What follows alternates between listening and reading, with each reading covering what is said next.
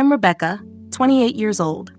Just 3 hours ago, I sat in a courtroom watching my own mother attempt to convince a judge that I was too irresponsible to manage my own finances. She wanted control over my bank accounts, my car, even the apartment I had fully paid for myself. Her lawyer appeared confident, as if the outcome was already decided, until the judge began reviewing my financial records. His expression suddenly changed. His face turned pale. He stood up so abruptly his chair nearly tipped over. "Stop this proceeding immediately. Someone call security." Before I continue, where are you watching from today? Drop your location in the comments below, and don't forget to like and subscribe if you've ever felt betrayed by your own family. You'll want to stay until the end to see what happened next.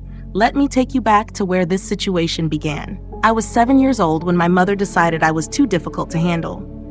"Rebecca is going to stay with Grandma and Grandpa for a while," she said one Tuesday morning. My small suitcase was already packed and placed by the door. There was no explanation, no timeline, just a brief hug that smelled of expensive perfume and cigarettes.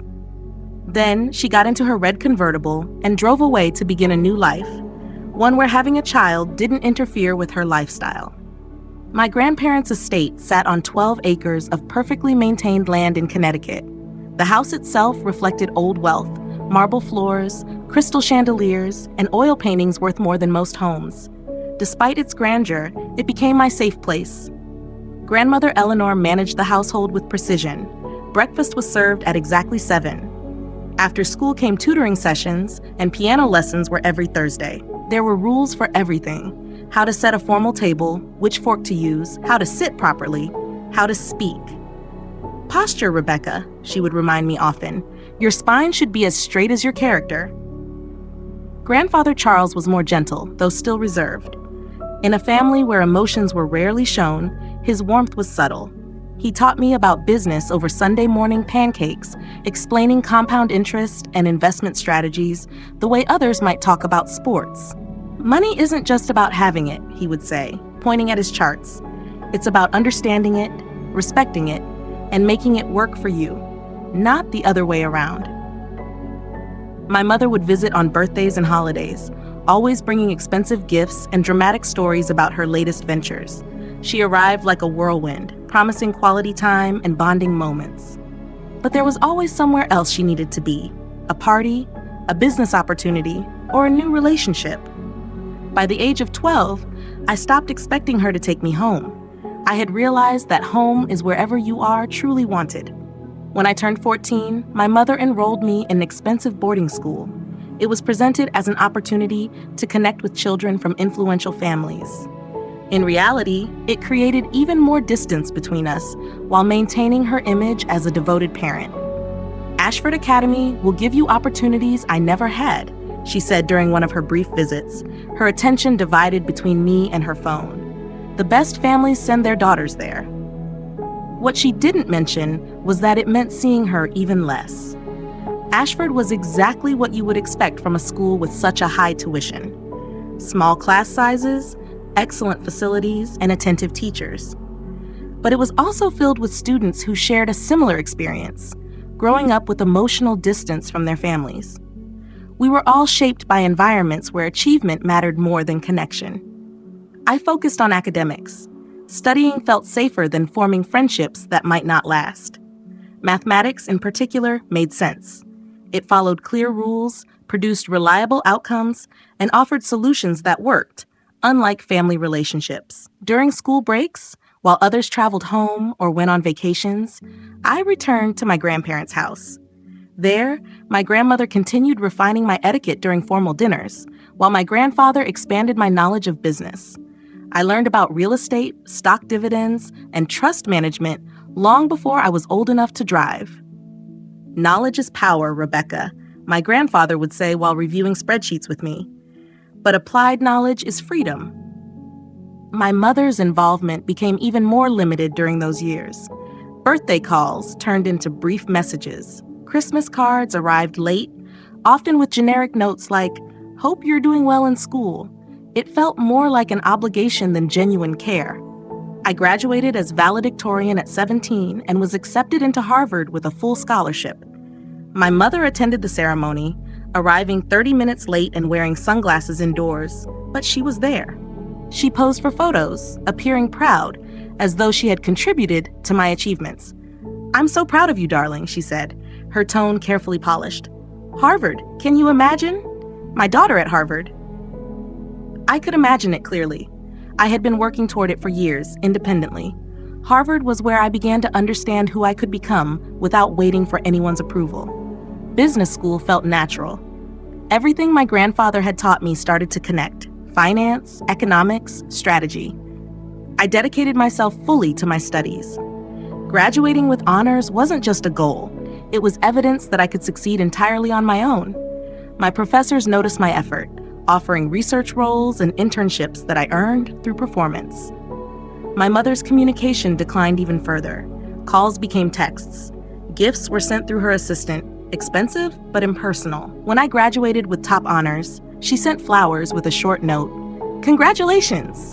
So proud." The handwriting wasn't even hers. By then, her absence felt less like loss and more like relief. I had built a life that didn't depend on her. I started my first job at Morrison Financial just 3 days after graduation. I secured the position through strong academic results, excellent internship reviews, and thorough preparation. My grandfather had taught me to research everything, not just the company, but also its competitors and challenges. Within 6 months, I was managing portfolios for clients whose monthly expenses exceeded most people's yearly income. The work suited me. Recognizing patterns, assessing risks, and planning strategies, all skills I had been developing since childhood. At 24, I purchased my first apartment using my own savings. It wasn't extravagant, but it was entirely mine. Signing those papers gave me something I had never experienced before: complete control over my own life. My mother called 3 weeks later after hearing about it through family connections. "Darling, how exciting, your own place," she said, her tone carefully probing. "It must have been very expensive. How did you manage the down payment? Did Charles help you?" Her assumption that I couldn't achieve it independently was predictable. "I saved for it, Mom," I replied.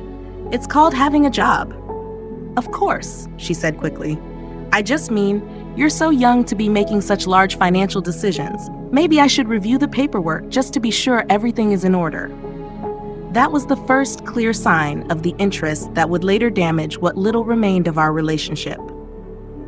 My grandmother Eleanor's funeral took place on a gray October morning. The chapel was filled with members of Connecticut's social circle who had known her for years.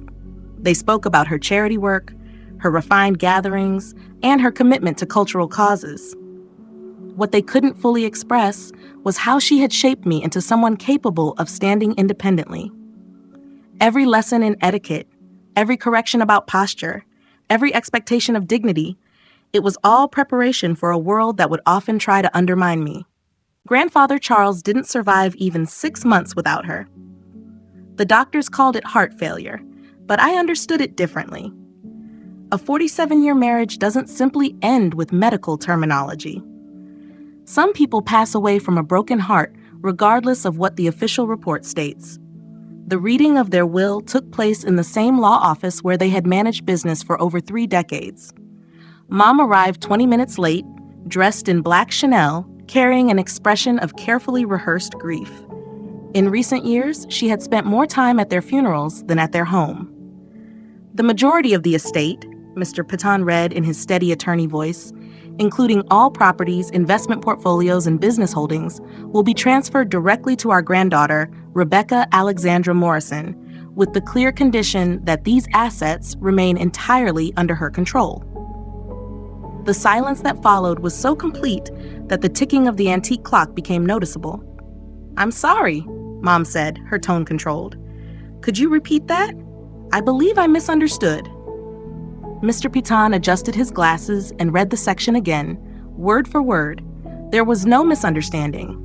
My grandparents had left everything to me: the Connecticut estate, their Boston penthouse, the vacation home in Martha's Vineyard, investment accounts worth more than I had calculated, and controlling shares in their business ventures. Mom's expression shifted noticeably before settling into a pale stillness. "There must be some mistake," she said. "Charles and Eleanor would never..." They understood family structure, generational responsibility. Mrs. Morrison, Mr. Patan replied calmly, your parents were very clear in their reasoning. They believed Rebecca demonstrated the maturity and capability required for these responsibilities. What he didn't read aloud, but what I saw in the document he handed me, was their private note. Rebecca has shown more wisdom and integrity in her early life than some demonstrate in decades. She earned this through character, not circumstance. The meeting concluded with Mom requesting copies of all documents, her voice tight with restrained frustration. As we walked toward the parking garage, she finally spoke. This is temporary, Rebecca. You're 26. No one your age should manage assets of this size without oversight. I looked at her closely, perhaps for the first time in years. Her concern wasn't about my well-being or ability. She was upset that her parents had recognized something in me that she never acknowledged. I'll be fine, Mom. Grandfather prepared me well. Her response was a short, bitter laugh. We'll see. For the next 18 months after the inheritance, Mom played the role of a supportive parent with remarkable consistency. She called weekly, sent thoughtful gifts, and even suggested we take a vacation together. The shift was noticeable. The first warning sign was her sudden interest in my financial decisions. Have you thought about hiring a financial advisor? She asked during calls. Someone experienced with complex portfolios. I know professionals who specialize in inherited wealth. It's very different from earned income. The second sign was her concern about my living situation. That apartment is nice, Rebecca, but shouldn't you consider something more appropriate? Something that reflects your new status? I could help you find a better place.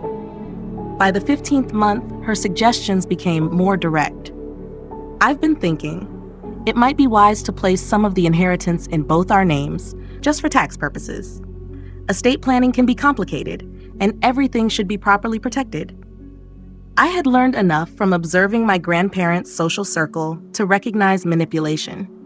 At the same time, my business training taught me to document everything carefully. Every call, every suggestion, every gradual increase in her involvement, I recorded it all. That record would later become more valuable than I expected. The turning point came on a Tuesday morning in April. I found Mom sitting in my apartment building lobby, casually speaking with the concierge. Surprised, she said, as though unannounced visits were normal. I was nearby and thought we could have lunch, just the two of us. Lunch took place at an expensive restaurant where she had clearly made reservations in advance. It wasn't spontaneous. She waited until we ordered before presenting what she called her proposal. I've been doing research, Rebecca, and I think we need to seriously discuss your financial situation. I continued cutting into my meal, already anticipating what was coming. Inherited wealth carries responsibilities that, frankly, you're not equipped to handle alone. The tax implications, estate planning, diversification, philanthropic commitments. She paused, likely expecting a reaction. I believe it would be best if I helped manage these assets. We could create joint accounts, establish proper oversight, and ensure everything is handled correctly. According to whom? I asked calmly. According to people who understand these matters. According to family. The word family, coming from someone who had treated me as an obligation for most of my life, was difficult to take seriously.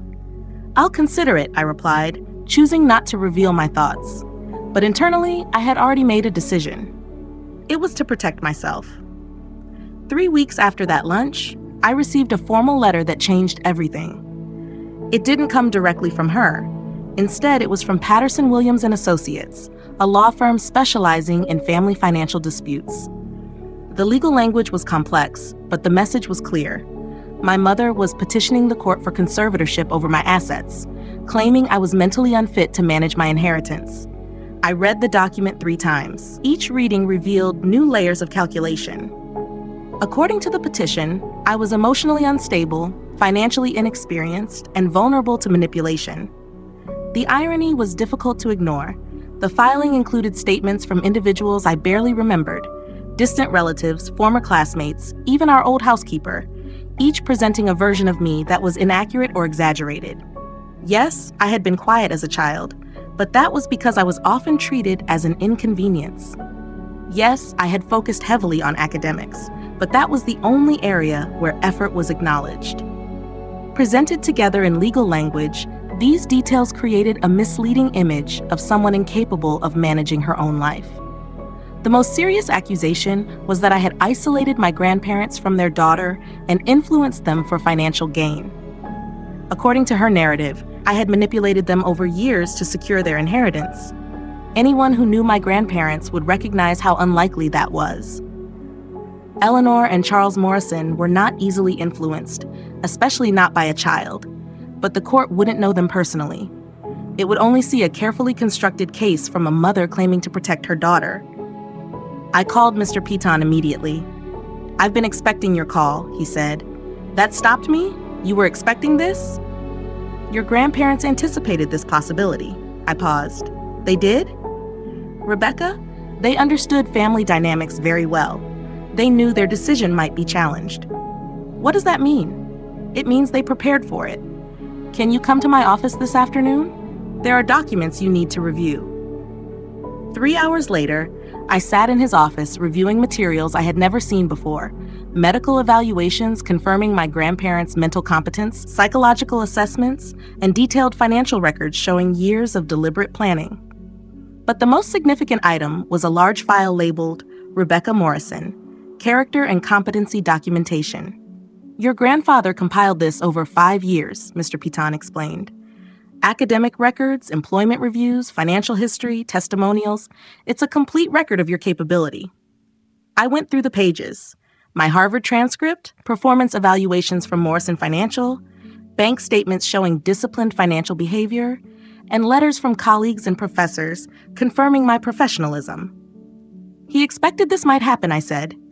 "Charles Morrison planned for every outcome," Mr. Piton replied. "He believed in you, and this documentation proves his decision was based on evidence, not preference." The final document was a handwritten letter from my grandfather, dated 2 weeks before his death. "If you are reading this, someone is trying to take away what you earned through your character and ability. Do not allow it. You are exactly who we raised you to be, capable, intelligent, and strong enough to defend yourself. Use these tools. Remember, a strong defense often requires decisive action." I looked up, feeling a shift, not fear, but resolve. "When do we respond?" I asked. Mr. Piton's approach was precise and relentless. Over the next 6 weeks, we prepared thoroughly. Every document was organized, every statement verified, every detail recorded. "Your mother's legal team expects you to give in," he explained during one of our strategy sessions. "They assume you'll feel overwhelmed and accept a settlement." I reviewed the list of witnesses we had prepared: professors, colleagues, even my apartment manager, each ready to confirm that I was fully capable. "What they don't realize," I said, reviewing my records, "is that being raised by Eleanor and Charles Morrison means learning how to handle situations like this properly." During the discovery phase, we uncovered exactly what I had suspected, and more. Mom's legal team had submitted financial records to support their claims, but in doing so, they exposed something critical. They had to show their own involvement in my finances. That's when we found inconsistencies. "Look at this," Mr. Piton said, spreading out bank statements.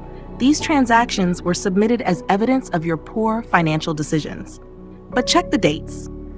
I examined them: transfers, account openings, credit applications, all dated during my college and graduate school years, all supposedly authorized by me, all linked to accounts I had never opened. "She's been using my identity for years," I said, the realization becoming clear. "This credit application, I was in Boston that entire semester. This was filed in Connecticut." Mr. Piton nodded, his expression serious. "Your mother has been committing identity theft and financial fraud for at least 6 years that we can document, possibly longer." I paused, processing the statement. "But why would she submit this as evidence against me? Doesn't this prove she's the one who can't be trusted?" "That's exactly the question," Mr. Piton replied, adjusting his glasses.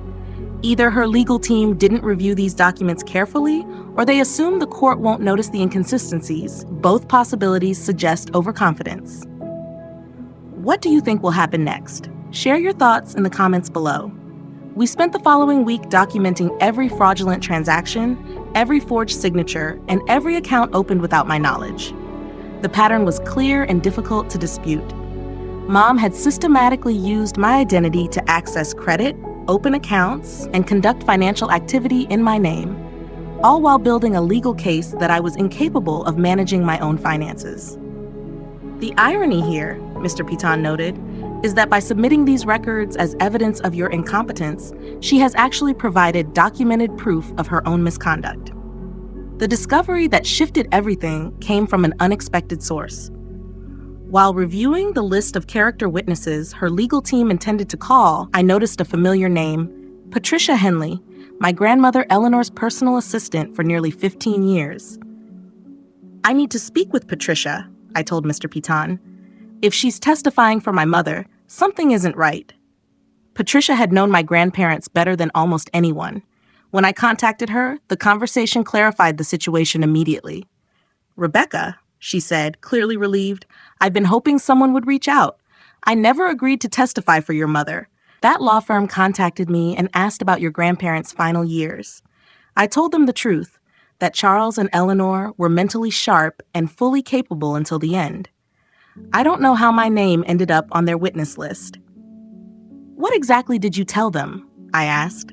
"I explained the precautions your grandparents took. They had regular medical evaluations to confirm their mental competence. They consulted multiple attorneys and spent months ensuring their estate planning couldn't be challenged." She paused briefly before continuing. "I also mentioned the private investigator." I stopped. "What investigator?" "Your grandfather hired someone about 2 years before he passed away. He suspected your mother was accessing accounts using your identity and wanted proof. When the investigator confirmed it, that's when he began preparing for this exact situation." "Do you still have the investigator's contact information?" "Better than that," she said. "I have copies of his full report. Your grandfather asked me to keep them in case they were ever needed. I believe now is the time."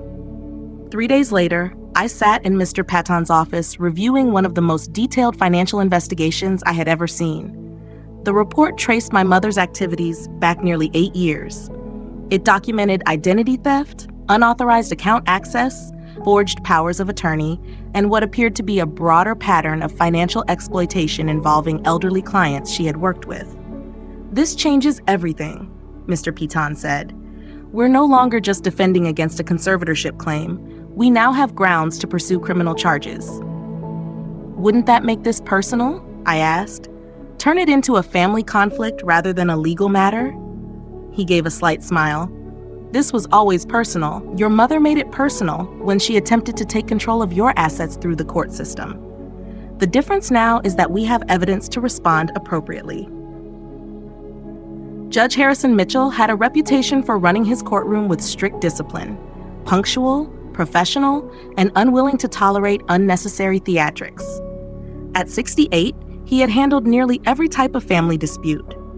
That made my mother's presentation, appearing as a concerned and grieving parent, seem poorly calculated. "Your Honor," her attorney began, his tone carefully measured. "We are here because a concerned mother believes her daughter may not be prepared to manage a substantial inheritance responsibly. Mrs. Morrison has observed behavior suggesting that Rebecca may require oversight to ensure proper financial management." I watched the judge closely as the opening statement continued. His expression remained neutral, but his attention was sharp. He was clearly focused on substance rather than presentation. "Rebecca Morrison inherited approximately $8 million in assets 18 months ago," the attorney continued. "Since then, she has made several questionable decisions without consulting family members or seeking appropriate professional guidance.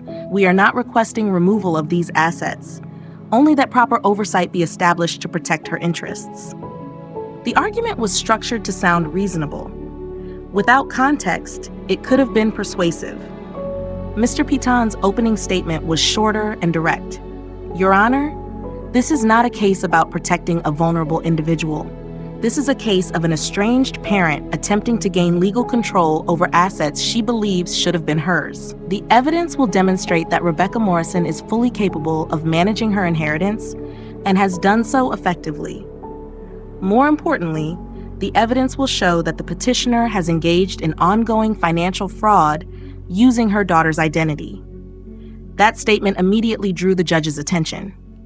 Additionally, Mr. Piton continued, we will show that by filing this petition and submitting specific financial records, the petitioner has inadvertently provided documentation of her own illegal activity.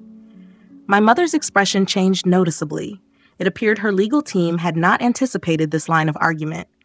Mr. Piton, Judge Mitchell said, those are serious claims. Do you have sufficient evidence to support them? Yes, Your Honor. We have extensive documentation, including reports from a private investigator hired by the deceased grandparents to examine these concerns. Objection, opposing counsel said quickly. This is highly prejudicial. Overruled, the judge responded. The petitioner has raised questions about competency and financial management. The defense is entitled to present evidence addressing both competency and the motivations behind this filing. Proceed. The first day of testimony followed our preparation closely. The opposing side presented character witnesses who described me as reserved and difficult to engage with during my teenage years. Their statements were general and lacked specific examples of incompetence. More impactful were the financial experts they presented. They analyzed my spending after receiving the inheritance and framed it as impulsive and poorly considered. Ms. Morrison purchased a $70,000 vehicle within 6 months, testified Dr. Richard Hoffman, an economics professor serving as their expert. She also made significant charitable contributions and invested in what appear to be high-risk technology stocks. These actions suggest limited financial maturity. The testimony sounded convincing until cross-examination. Dr. Hoffman, Mr. Piton began, did you research the specific vehicle Ms. Morrison purchased? Well, the cost itself. The vehicle was a certified pre-owned Tesla Model S, selected after 3 months of research, with strong safety ratings and low depreciation. Are you suggesting that purchasing a reliable and efficient vehicle indicates incompetence? Not necessarily, but did you review the charitable organizations she supported? Dr. Hoffman hesitated. The amount seemed high for someone her age. Organizations that provide educational scholarships and elder care services, the same causes her grandparents supported for decades. Does continuing established philanthropic practices indicate poor judgment? I'm simply suggesting. And regarding the technology investments you described as speculative, did you analyze the companies involved? By the time Mr. Piton concluded his questioning, the expert's assessment had been significantly weakened. By the end of Dr. Hoffman's testimony, it became clear that every financial decision I had made was carefully researched and strategically sound. What Patterson attempted to present as poor judgment actually demonstrated the opposite. The real turning point came when Patterson called his final witness, my mother. She took the stand wearing a navy blue suit that conveyed authority. Her hair was styled in a conservative bob, giving her the appearance of someone reliable and composed. Her tone was steady and concerned as she described her growing worry about my ability to manage the inheritance. I've tried to offer guidance, she said, dabbing her eyes lightly. But Rebecca has become increasingly distant and resistant to any suggestion that she might benefit from help. This isn't about money, Your Honor. It's about ensuring my daughter doesn't make decisions she'll regret. It was a convincing performance. Without context, it could have been persuasive. Then Mr. Piton stood for cross-examination. Mrs. Morrison, he began calmly, you've stated that you're concerned about your daughter's financial decisions. When did this concern begin? It developed gradually, she replied, around the time she inherited from her grandparents. I see. And prior to that, how frequently were you in contact with Rebecca? A brief pause. We spoke regularly. How regularly? Weekly? Monthly? It varied. Mr. Piton approached with a folder in hand. I have phone records covering the 5 years before Rebecca's grandparents passed away. According to these records, you contacted your daughter 17 times in total. The longest call lasted 4 minutes and 32 seconds. Would you describe that as regular contact? Her composure shifted slightly. Phone records don't reflect the full nature of a family relationship. Understood. Let's discuss in-person visits. During those same 5 years, how often did you visit Rebecca? That's difficult to quantify. More than 5 times? 3? Twice? She hesitated. Please answer the question. Our family values independence, she replied, now defensive. We allow young adults to develop their own lives. Yet now you are asking the court to remove that independence entirely, Mr. Piton observed. An interesting change in perspective. He continued, you've testified that Rebecca makes financial decisions without consulting family. Before the inheritance, did she consult you on financial matters? We discussed her education and career. I'm asking specifically about finances. Did she ever request money or investment advice from you? No. So it is accurate that she has been financially independent since graduation and has never relied on you for support. That's not the point. What is the point, Mrs. Morrison? Why would someone who has been self-sufficient for 6 years suddenly require your oversight? Her expression began to tighten. $8 million is significant. Anyone would benefit from guidance. Let's discuss guidance, Mr. Piton said, his tone more direct. Are you familiar with an account opened at First National Bank in Rebecca's name in March 2019? Her face lost color. I don't know what you're referring to. He handed her a document. This is a credit card application submitted in Rebecca's name while she was attending college in Boston. The application originated from your address and matches your handwriting. Can you explain this? Objection, Patterson said quickly, outside the scope. The petitioner has raised questions about financial competence, Mr. Piton replied. Evidence of identity misuse is directly relevant. Overruled, the judge said. Answer the question. She stared at the document, her hands unsteady. There must be some mistake. I have 14 similar documents over 7 years. Credit applications, account openings, and loan requests, all in your daughter's name, all linked to your address, and all in your handwriting. Would you like to explain these? The courtroom fell silent. I was trying to help her build credit, she said. Without her knowledge or consent, I had power of attorney. Please present that document. Another pause. It wasn't formal, but there is no informal power of attorney. Either you had legal authorization or you did not, which is correct. The judge's attention sharpened, shifting from observer to active examiner. Let's move on, Mr. Piton continued. You claim concern about Rebecca's relationship with family. When did you last engage with her outside of financial matters? We've always had a close relationship. When is Rebecca's birthday? The question caught her off guard. It's in the spring. What date? She hesitated. This is a basic question, Mr. Piton said. If you are genuinely concerned, you should know. The judge nodded. Answer the question. Her voice dropped. April? I'd need to check. April 15th, Mr. Piton said. Rebecca turned 28 today. I hadn't even realized it myself. Mrs. Morrison, he continued, you don't know your daughter's birthday. You've had limited contact for years. You've never provided financial support, yet you're asking this court to grant you control over her assets. Isn't it more accurate that you're dissatisfied with your parents' will and are attempting to access money you believe you deserve? That's not true, she said sharply. That money should have gone to me. I'm their daughter. Rebecca manipulated them. The statement shifted the atmosphere immediately. She turned them against me, she continued. She isolated them and influenced their decisions. The judge intervened, but the damage was already done. Your Honor, Mr. Piton said, I believe the petitioner has clarified her motivation. The following morning, the courtroom environment had changed significantly. Observers and members of the financial community were present. Judge Mitchell addressed the new developments. Mr. Piton, you've raised allegations of identity theft and fraud. I want to understand the full scope. With the court's permission, I'd like to call Patricia Henley, he said. Patricia, my grandparents' longtime assistant, took the stand. Her testimony was precise and structured. My employers began taking legal precautions approximately 3 years before their passing, she explained. They arranged regular competency evaluations, consulted multiple attorneys, and eventually hired a private investigator to examine financial irregularities. What kind of irregularities? Mr. Piton asked.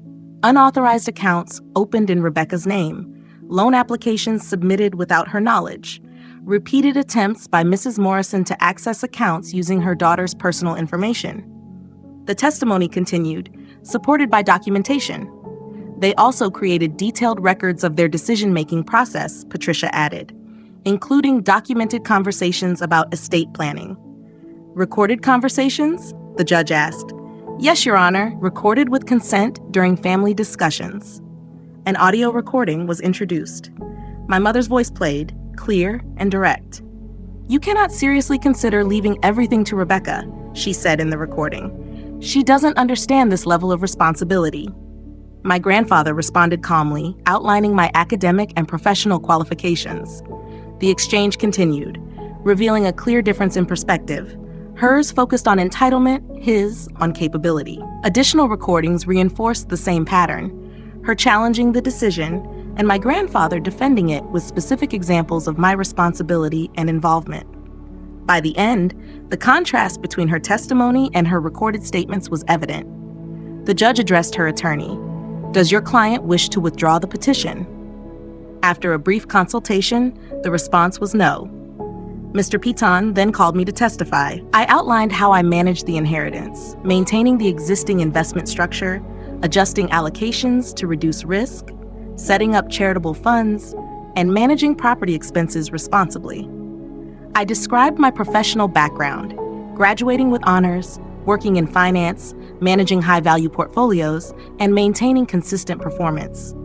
When asked about family consultation, I explained that I had worked with professional advisors and my grandparents' associates.